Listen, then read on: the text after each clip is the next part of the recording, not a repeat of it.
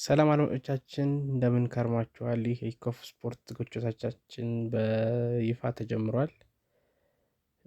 ለዚህ ቻናል አዲስ ከሆናችሁ ላይክ፣ ሼር፣ ሰብስክራይብ እያደረጋችሁ አብራችሁን ቆዩ። ዛሬ የሚደረገውን የሻምፒዮንስ ሊግ ሴሚፋይናል ጨዋታ በአጓጊነት የሚጠበቀውን በአትሌቲኮ ማድሪድ እና በአርሰናል መካከል የሚደረገውን የሻምፒዮንስ ሊግ ሴሚፋይናል ፈርስት ሌግ ጨዋታ አጠር አድርገን ለማየት እንሞክራለን። ቅድመ ጨዋታ አጠር ያለ ትንተና ይኖረናል። ከጨዋታው ምን እንጠብቃለን፣ ቡድኖቹ በምን አይነት ያጫወት ዘይቤ ሊቀርቡ ይችላሉ የሚለውን አብረን እናያለን። አብራችሁን ቆዩ። እንግዲህ እንደሚታወቀው እነዚህ ሁለት የአውሮፓ ግዙፍ ክለቦች ናቸው። አትሌቲኮ ማድሪድም በስፔን ግዙፍ ክለብ ነው። ያው በስፔን ያለው የሪያል ማድሪድ እና የባርሴሎና ግዙፍነት በእነሱ ጋር ባይስተካከልም ግዙፍ ክለብ ነው። አርሰናልም እንደዛው በእንግሊዝ ግዙፍ ከሚባሉ ክለቦች ናቸው። እነዚህ ሁለት ክለቦች የሚያመሳሰላቸው አንድ ነገር የአውሮፓ ቻምፒዮንስ ሊግ ዋንጫ በልተው አያውቁም።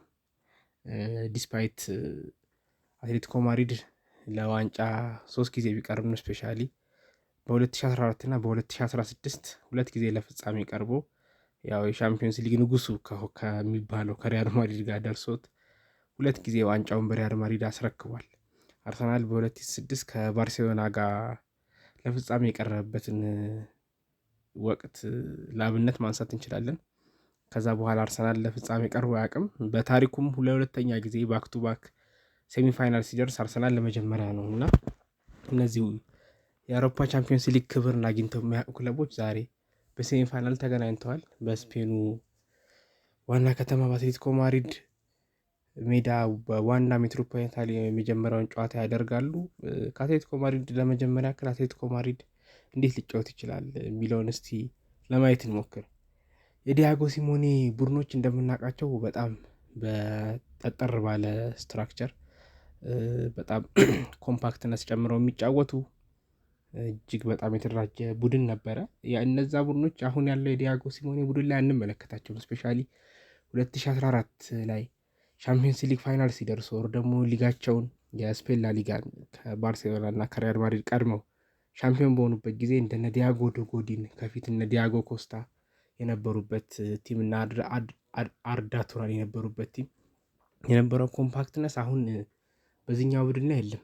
እንደውም አሁን ያለው ቡድን ሞር የሚያጠቃ ሞር ግብ የሚያስቆጥር ቲም ነው። እንደ ድሮ ዲፌንሲቭሊ ሶሊድ የሆነ የአትሌቲኮ ማድሪድ ቡድን አይደለም። እንደውም ከዛ በተለየ አርሰናል ሞር ዲፌንሲቭሊ ሶሊድ ነው። አርሰናል ሪከርድ ስናይ አርሰናል በሻምፒዮንስ ሊግ ጥቂት ግብ የተቆጠረበት አርሰናል ነው ዘንድሮ። እስካሁን አይ ቲንክ 5 ጎሎች የተቆጠሩበት፣ 2 ከካሪያት አልማይቲ ጋር ከኢንተር ጋር ሲጫወት አንድ ከባየር ሙኒክ ጋር ተቆጥሮበታል እና በሩብ ፍጻሜው ከባየር ሊቨርኩሰን ጋር ሲጫወት በባየር ሊቨርኩሰን ሜዳ አቻ ሲወጣ የተቆጠረበት ጎል ነው። ትንሽ ጎል ያስተናገደ ቡድን አርሰናል ነው። ትንሽ ኤክስጂ ያስመዘገበ ቡድን አርሰናል ነው። በአርሰናል በኩል እንደ ጥያቄ የሚነሳው ማጥቃቱ ነው። እንግዲህ ትናንትና የፒኤስጂ እና የፒኤስጂ እና የባየር ሙኒክን ጨዋታ ስናይ ወይም ጨዋታ ስናስብ ቀርቦ ቢመጣ እንግዲህ የተጫዋቾቹ ጥራት እንደነ ሚሼል ኦሊሴ እንደነ ክቫራትስኬሊያ የመሰሉ ዊንገሮች ጥራት ያለበት ጨዋታ ምን ያክል እነዚህ ተጫዋቾች በራሳቸው ለውጥ ማምጣት የሚችሉ ጨዋታ መቀየር የሚችሉ ተጫዋቾች እንደሆኑ አሳይተውናል። በአርሰናል በኩል በታ ደረጃ የሚገኝ ዊንገር አለ ብሎ ለማውራት ይቸግራል። ምናልባት ከቡካዮ ሳካ ውጭ፣ ቡካዮ ሳካም እንደምታውቁት ከጉዳት ጋር በተያያዘ አቋም ወርዷል እና በዛሬው ጨዋታ ከአርሰናል ችግር የሚሆነው መከላከሉ ሲሆን አርሰናል ማጥቃቱ ነው። ማጥቃቱ ችግር አለበት። እርግጥ ነው አርሰናል ዘንድሮ በአውሮፓ 5 ትልልቅ ሊጎች ብዙ ጎል ያስቆጠረው ቡድን ነው። ወደ 120 የሚጠጋ ጎሎች አስቆጥሯል። ከነ ባየር ሙኒክ ከነ ማንቸስተር ሲቲ ቀጥሎም ቢሆን ብዙ ጎል አስቆጥሯል። 120 ጎል ማግባት ቀላል ባይሆንም ስቲል የተቀናጀ ማጥቃት አላቸው ብለን አናስብም። ከዛ በተጨማሪ የጉዳት ችግሮችም አለባቸው በአርሰናል በኩል። ካይ ሃቨርትዝ ከዛሬው ጨዋታ ውጪ ነው። ኤቨረቺ ኤዜ ለዛሬው ጨዋታ ብቁ ነው ተብሏል፣ ግን ምን ያክል የፊትነስ ችግሩን አናውቅም። ምክንያቱም በጡንቻ ጉዳት ባለፈው ከኒውካስል ጋር በነበረው ጨዋታ ተቀይሮ መውጣቱን እናስታውሳለን እና እንዲሁም የቀኝ መስመር ተከላካዩ ዩሪያን ቲምበር ከዛሬው ጨዋታ ውጪ እንደሆነ ተረጋግጧል እና አርሰናል ሞር ሶሊድ ሆኖ ከሜዳ ውጭም እንደመጫወቱ ሞር ሶሊድ ሆኖ በተሻለ መልኩ ተከላክሎ አንድም ሆነ ሁለት ጎል አግብቶ የመልሱን ጨዋታ አስተጋጅቶ ለመመለስ ያስባል ብዬ አስባለሁ። አትሌቲኮ ማድሪድ ግን አቀራረቡ ስፔሻሊ የመጀመሪያዎቹን 20 ደቂቃዎች በጣም የሚያጠቃ፣ ምክንያቱም በራሱ ሜዳ ነው፣ የሜዳ አድቫንቴጅ ያለውና በጣም የሚያጠቃ ቡድን ሆኖ ይቀርባል ብዬ አስባለሁ።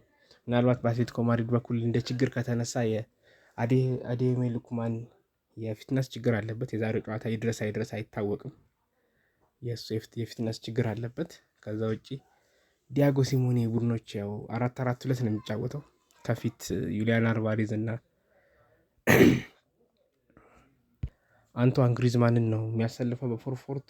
ስለዚህ በግራ ክንፍ ላይ አዴሜ ሉክማን ፈጣን ነው፣ ከኳስ ጋር ምቹ ነው። ከአርሰናል ተከላካዮች ጀርባ የሚጣሉ ኳሶችን እነዛን ስፔሶች ለመጠቀም የሚያስችል ፍጥነት አለው።